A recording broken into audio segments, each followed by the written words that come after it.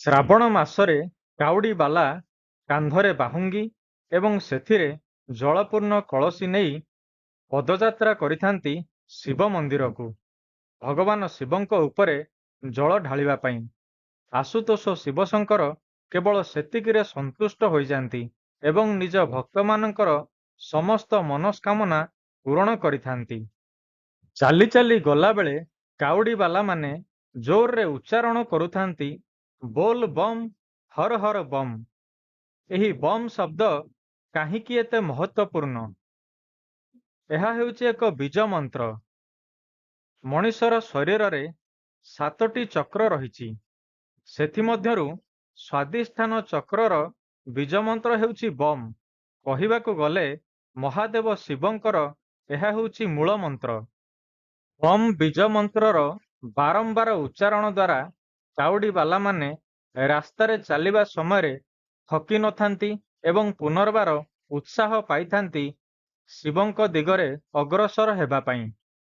ଏହି ବମ୍ ବୀଜମନ୍ତ୍ର ସ୍ୱାଦିଷ୍ଠାନ ଚକ୍ରକୁ ସୂଚାଇଥାଏ। ଏହାକୁ ଇଂରାଜୀରେ ସାକ୍ରାଲ ପ୍ଲେକ୍ସସ୍ ମଧ୍ୟ କୁହାଯାଏ। ସ୍ୱାଦିଷ୍ଠାନ ଚକ୍ରର ଅବସ୍ଥିତି ହେଉଛି ମୂଳାଧାର ଚକ୍ରର ଠିକ୍ ଉପରେ ଏବଂ ନାଭି ଚକ୍ରର ନିମ୍ନ ଭାଗରେ।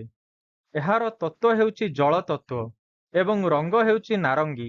ସେଥିପାଇଁ କାଉଡ଼ିବାଲାମାନେ ନାରଙ୍ଗୀ ରଙ୍ଗର ପୋଷାକ ପିନ୍ଧିଥାନ୍ତି। ଏହାକୁ ନିୟନ୍ତ୍ରିତ କରୁଥିବା ଗ୍ରହ ହେଉଛନ୍ତି ବୁଧ ଏବଂ ଶୁକ୍ର ଗ୍ରହ। ଆମ ଶରୀରରେ ପ୍ରକାଶ ପାଉଥିବା କେତେଗୁଡ଼ିଏ ଗୁଣ ସ୍ୱାଦିଷ୍ଠାନ ଚକ୍ର ଏବଂ ବମ୍ ବୀଜମନ୍ତ୍ର ଉପରେ ନିର୍ଭର କରେ, ଯେମିତିକି ରଚନାତ୍ମକତା ବା ସୃଜନଶୀଳତା, କାମୁକତା, ଭାବନା ଏବଂ ଆନନ୍ଦ। ଏହାଛଡ଼ା ଏହି ସ୍ୱାଦିଷ୍ଠାନ ଚକ୍ର ସମ୍ବନ୍ଧିତ ଅଙ୍ଗଗୁଡ଼ିକ ହେଉଛି ପ୍ରଜନନ ଅଙ୍ଗ, ମୂତ୍ରାଶୟ ଏବଂ ବୃକ୍କ। ସମ୍ପୂର୍ଣ୍ଣ ରୂପେ ଏହା ଉପରେ ନିୟନ୍ତ୍ରଣ ରହିଲେ ମଣିଷର ମନ ନିୟନ୍ତ୍ରିତ ରହେ ଏବଂ ଇନ୍ଦ୍ରିୟଗୁଡ଼ିକ ଆପେ ଆପେ ନିୟନ୍ତ୍ରଣକୁ ଚାଲିଆସେ। ଶ୍ରାବଣ ମାସରେ ଯେଉଁ କାଉଡ଼ିବାଲାମାନେ ଯାତ୍ରା କରନ୍ତି ସେମାନଙ୍କର ବ୍ରହ୍ମଚର୍ଯ୍ୟ ରହିବା ନିହାତି ଆବଶ୍ୟକ ଏବଂ ତାଙ୍କର ମାନସିକ ଏକାଗ୍ରତା ରହିବା ଆବଶ୍ୟକ। ସେଥିପାଇଁ ସମସ୍ତ ଶକ୍ତି ଗୋଟିଏ ବମ୍ ଭଳି ଲୁଚି ରହିଥାଏ ବମ୍ ବୀଜମନ୍ତ୍ରରେ ବା ସ୍ୱାଦିଷ୍ଠାନ ଚକ୍ରରେ। ତେଣୁ ତାକୁ ସଞ୍ଚାରିତ କରିବା ପାଇଁ ସେମାନେ ବାରମ୍ବାର ଏହି ବୀଜମନ୍ତ୍ରକୁ ଜପ କରନ୍ତି।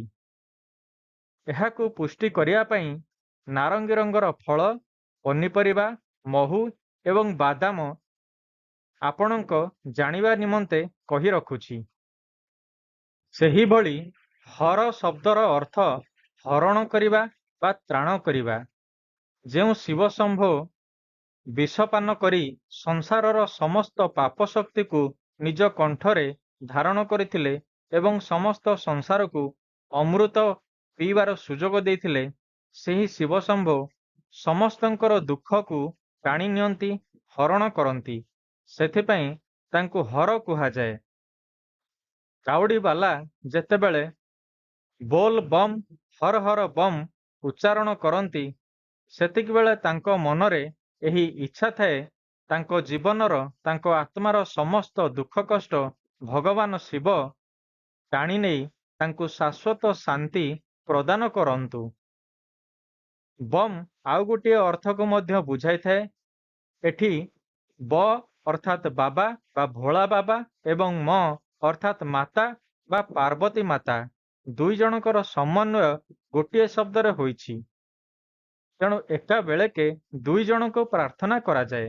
ସେଥିପାଇଁ କୁହାଯାଏ ବୋଲ ବମ୍ ହର ହର ବମ୍। ନିଜେ ବୋଲ ଏବଂ ଅନ୍ୟମାନଙ୍କୁ ବୋଲିବାକୁ ମଧ୍ୟ କୁହ।